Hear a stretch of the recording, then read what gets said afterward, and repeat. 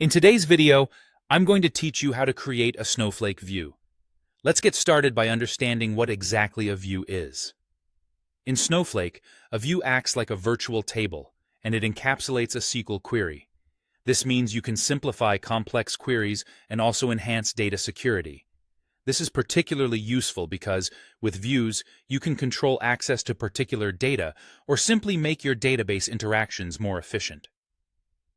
Now, let's delve into the syntax for creating a view in Snowflake. It's important to note that you have the option to create either a standard view or a secure view.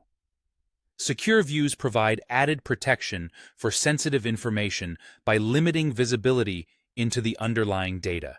Here's the general syntax you'd use to create a view. Create or replace. Secure view. As. This might look a bit daunting if you're unfamiliar with SQL syntax, but don't worry, let's break it down together. First, you have the create view part. If you're creating a view for the first time, you'll just use create view. But if you want to update or replace an existing view with a new definition, then or replace comes into play.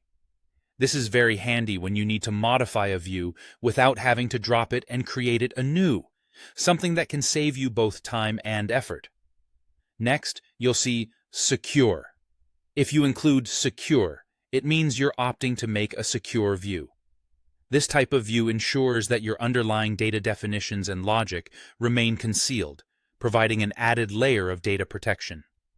If security is a priority, consider using this. Then we have view. Here, you'll specify the schema and the name of the view you want to create.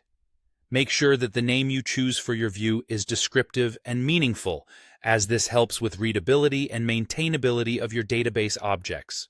The post-time section is optional. You use this if you want to specify or rename columns in your view.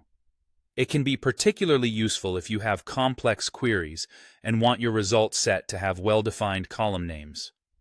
Finally, we come to the AS part.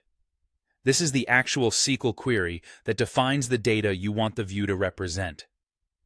It's crucial to ensure that this select statement is written thoughtfully, as it directly impacts what data is displayed within the view. Remember, creating views in Snowflake is a powerful way to optimize your data management strategy. It not only simplifies complex queries, but also adds a layer of manageability and security to your database operations. With this understanding of the basics, you're now equipped to start creating views in your own Snowflake environment. Thanks for watching, and happy querying.